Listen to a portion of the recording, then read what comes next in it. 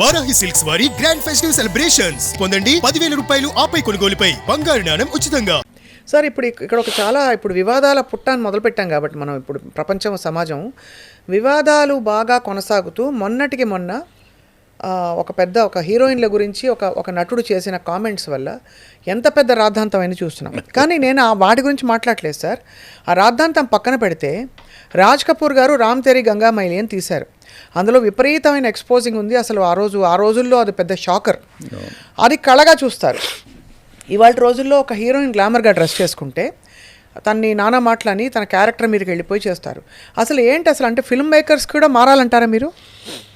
Film makers మారాల్సిన అవసరం ఉంది. ఇప్పుడు ఫిల్మ్ మేకర్స్ ఇవాళ నేను నా చిన్నప్పుడు కాదు మామూలుగా నేను అనుకుంటూ ఉంటాను, ఈ సినిమాల్లో షార్ట్స్ చేస్తారు, ఆడపిల్లలకి తిప్పుతూ ఉంటారు, ఇది అట్టేస్తారు దరిద్రులు, ఇంత దరిద్రంగా చేస్తారేంటి అది ఇది అనుకుని ఇటు హైటెక్ సిటీ వెళ్తే అక్కడ ఆడపిల్లలు ఆఫీస్కి ఆర్డర్ వస్తున్నారు, ఆ రోడ్డు నెంబర్ తిరుగుతూనే ఉన్నారు. అట్లా మరి లైఫ్లో వాళ్ళు వాడుతున్న దాన్ని మనం కాదనాలి. వాళ్ళని చూసి మనం చేస్తున్నాం, మనం చూసి వాళ్ళు చేస్తున్నారంటే వాళ్ళు ఇంకోళ్ళు వెస్టర్న్ ఏదో సినిమాలు చూసి చేస్తున్నారు.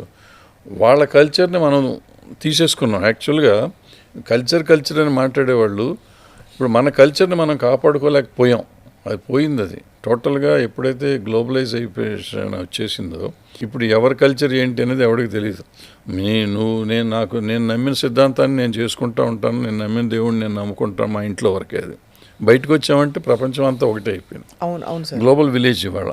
సో దీంట్లో ఇంకేదో కావాలని చెప్పి మనం దాన్ని ఓటింగ్ కోసమో లేకపోతే ఇంకో దానికోసమో లేకపోతే మన పర్సనల్ రీజన్స్ కోసం ఈ అమ్మాయిల మీద కానీ లేకపోతే మతాల మీద కానీ అల్లరి చేయటం ఎక్కువైపోయింది.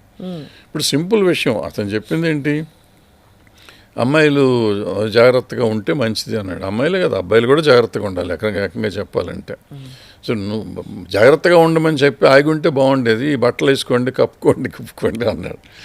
అంటే ఎవరమైనా కానీ వాళ్ళను సొసైటీలో తన జాగ్రత్తలో తను ఉండాలి, పురుషుడు కానీ స్త్రీ కానీ అనేది భావం నాకు అర్థమైనంతవరకు. అది దాన్ని మనం అపార్థం చేసుకుని ఆడవాళ్ళని బట్టలు వేసుకోమన్నాడు అవి వేసుకోమంటే నిజంగా హెస్ గాట్ నో బిజినెస్. నువ్వు ఈ బట్టలు వేసుకో ఆ బట్టలు వేసుకునే హక్కు నాకు కానీ ఎవరికి కానీ ఉండదు, అతను కూడా అనకూడదు. బట్ మనం అందరం జాగ్రత్తగా ఉండాలి. ఇవాళ బయటికి వెళ్తే ఇంట్లోంచి బయటకు వస్తే ఇంటికి తిరిగి వచ్చేదాకా తల్లిదండ్రులకు భయమే, పిల్లలు బయటకు వస్తే ఆ జాగ్రత్తలు కదా, ఇవన్నీ జాగ్రత్తగా ఉండాలి కదా. జరిగే క్రైమ్స్ అన్నీ మనకి బట్టల వల్ల జరగట్లేదు కదా, జరగట్లా. ఇప్పుడు బట్టలే అనుకుంటే బట్టలే ఎక్స్పోజర్ ఉన్నాడు. పాపం 9 ఏళ్ల పిల్లని 6 నెలల పిల్లల్ని కూడా రేపు చేసి వస్తున్నారు కదా వీళ్ళు. అవన్నీ ఎక్కడి నుంచి వచ్చినాయి? 60 ఏళ్ళ ముసలమ్మని చేస్తున్నారు. ఎందుకు చేస్తున్నారు?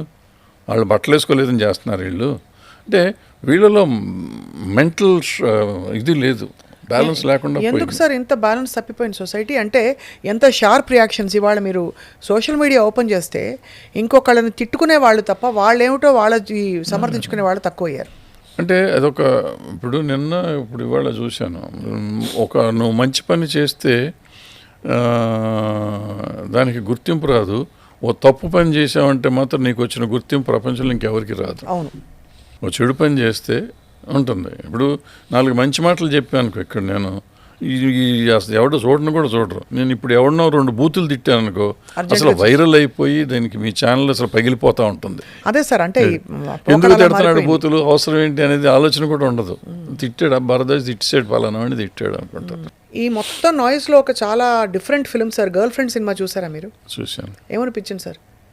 రాహుల్ రవీంద్రన్ గారి ఆలోచన మంచిదే కానీ ఆచరణ సరిగ్గా లేదని నాకు అనిపించింది. ఆలోచన డెఫినెట్గా మంచి ఆలోచన, బట్ అది మొదటి నుంచి ఆ క్యారెక్టర్ని చేస్తున్నప్పుడు ఎందుకు ఆమె లొంగాలి? ఫస్ట్ ఆమె మొదటి నుంచి అతను ట్రై చేస్తున్నప్పుడల్లా తప్పులు చేస్తున్నాడు.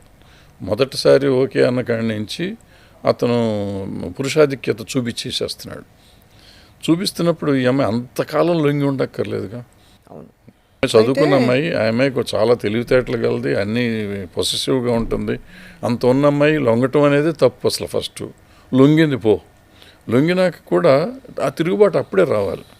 సినిమా అయిపోయేదాకా ఆగి అప్పుడు. అంటే తండ్రి ఇంట్లో నేర్పించేదే ఆడపిల్లకు వచ్చింది. తండ్రి అణగదొక్కి డిక్టేషన్ ఇచ్చి ఆ అమ్మాయికి విచక్షణ కోల్పోయింది. ఎప్పటి వరకు కప్ప అదేదో బాయిలింగ్ వాటర్ అంటారు కదా సార్, కప్ప నీళ్ళల్లో మరిగేంత వరకు ఊరుకుంటుంది, ఒక్కసారిగా జంప్ కొడుతుంది బయటికి, ఎందుకంటే ఆ బ్రేకింగ్ మూమెంట్ వస్తుంది. అంతవరకు ఏంటంటే ఆలోచన వచ్చినా కూడా పక్కన దాని ఫెమిలియారిటీ అనే ఒకటి సైకాలజీలో సమర్థిస్తుంది సార్. ఆ అమ్మాయి విషయంలో అలాగే జరిగింది. ఇతని విషయంలో కూడా అంటే ఇతను ఇంట్లో చూసిందే నేర్చుకున్నాడు, తండ్రి ఇలా తల్లిని రాచి రంపాన పెట్టాడు. అంటే నేను ఇది ఎందుకు బ్రింగప్ చేస్తానంటే సార్, ఇన్ని ఆలోచనల మధ్య మనకి హేతుబద్ధమైన ఆలోచన ఎలా వస్తుంది, మన మగపిల్లలకు కావచ్చు, ఆడపిల్లలకు కావచ్చు, రాబోయే తరాలకి how can cinema be a powerful tool? డెఫినెట్గా అవుతుంది. సినిమా ఎప్పుడు పవర్ఫుల్ టూలే, మనం ఆచరించే విధానం కానీ మనం ప్రజెంట్ చేసే విధానాన్ని బట్టి ఉంటుంది. సో మనకి టీ కృష్ణ గారు చెప్పేవారు ఇటువంటి సినిమాలన్నీ. టీ కృష్ణ గారు చెప్పినప్పుడు సాఫ్ట్గా వెళ్ళేటప్పుడు అంటే ఇంజెక్ట్ అవ్వాలి సినిమా. మీరు చెప్పిన సినిమాలో ఈ కంటెంట్ ఉంది, ఆ కంటెంట్ని కరెక్ట్గా ఇంజెక్ట్ చేయగలిగితే ఇంకా it would have been a better film. Very true sir, very true. అది చేయలేకపోయారు, అది మిస్ అయ్యింది ఆ సినిమాలో. అందుకని అది యావరేజ్గా ఉంది. యాక్చువల్గా మంచి పాయింట్, పెద్ద హీరోయిన్ చేసింది, అందుకే మీకు ఓపెనింగ్ కూడా వచ్చింది బాగా. దాన్ని ఇంకా ప్రాపర్గా చేసి ఉంటే బాగుండేది. స్క్రిప్టింగ్లో కొంచెం నా పర్సనల్ ఫీలింగ్ అది. అదే నేను I understand sir, we respect your opinion on this. అంటే నేను ఎందుకు అడిగానంటే సార్, ఇప్పుడు మీరు ఒకప్పుడు తీసిన సినిమాలు బడ్జెట్స్ పరంగా కావచ్చు, కథాంశాల పరంగా మీ ఆలోచన ఎలా ఉండేది? ఇప్పుడు కమర్షియల్గా ఉండడం తప్పు కాదు సార్, ఇప్పుడు ఎలా మారింది అని? మారటం ఏం లేదు. ఇప్పుడు మనం చెప్పదలుచుకుంది చెప్పొచ్చు, సరిగ్గా చెప్పొచ్చు. ఇప్పుడు ఫర్ ఎగ్జాంపుల్ ఇవాళ అనిల్ రావిపూడి గారి సినిమాలు తీసుకోండి, ప్రతి సినిమా, ఈ సినిమా నేను చూడలేదు, ప్రతి సినిమాలోనే ఈజ్ గివింగ్ ఎ మెసేజ్. అంత సరదా సినిమాల్లో కూడా వాళ్ళు తీసుకుంటారా తీసుకోరా అనేది సెకండరీ. అంటే ఈ సినిమాని అనిల్ రావిపూడి గారి సినిమాలే కాదు, సినిమా ఇండస్ట్రీ పుట్టిన కాడి నుంచి విలన్ అనేవాడిని హీరో చంపేస్తాడు, న్యాయం అన్యాయాన్ని చంపేస్తుంది, అంతే కదా. సో న్యాయం అన్యాయాన్ని చంపేయటం అనేది ఒక రెగ్యులర్ ఫార్ములా. ఇక్కడ అనిల్ రావిపూడి, టీ కృష్ణ గారు లాంటి వాళ్ళు వచ్చినాక ఏంటంటే ఫైనల్గా వచ్చేటప్పటికి ఒక మెసేజ్ ఇద్దాం ఇండస్ట్రీకి. ఈవెన్ విశ్వనాథ్ గారు కానీ, బాలచంద్ర గారు కానీ, వీళ్ళందరూ దీన్ని ఒక స్టైల్కి మార్చారు. భరద్వాజ్ గారు కూడా, నాది చిన్న డైరెక్టర్, నా పెద్దవాళ్ళతో కంపేర్ చేసుకునే లెవెల్ కాదు మంది, కానీ వాళ్ళు ఒక కొత్త ఇది ఇచ్చారు, సినిమా మేకింగ్కి ఒక కొత్త ప్రక్రియను చూపించారు. ఆ ప్రక్రియలో వెళ్తానికి చాలామంది ట్రై చేస్తూ ఉంటారు. ఇప్పుడు అనిల్ రావిపూడి ఇంకో రకంగా చూపిస్తున్నాడు, అట్లా ఒక్కొక్కళ్ళు ఒక్కో రకంగా చూపిస్తూ ఉంటారు. బట్ కొంతమంది ఏంటంటే హింసనే తీసుకుని దాన్ని వెలివేట్ చేసుకుని వాళ్ళు డబ్బులు సంపాదించుకునే వాళ్ళు సంపాదిస్తారు. వాళ్ళు అంటే ఇవాళ ప్రపంచంలో ఎంత నెగిటివిటీ పెరిగిందంటే ఆ నెగిటివిటీని క్యాష్ చేసుకుంటానికి సినిమాలు కొన్ని వస్తున్నాయి.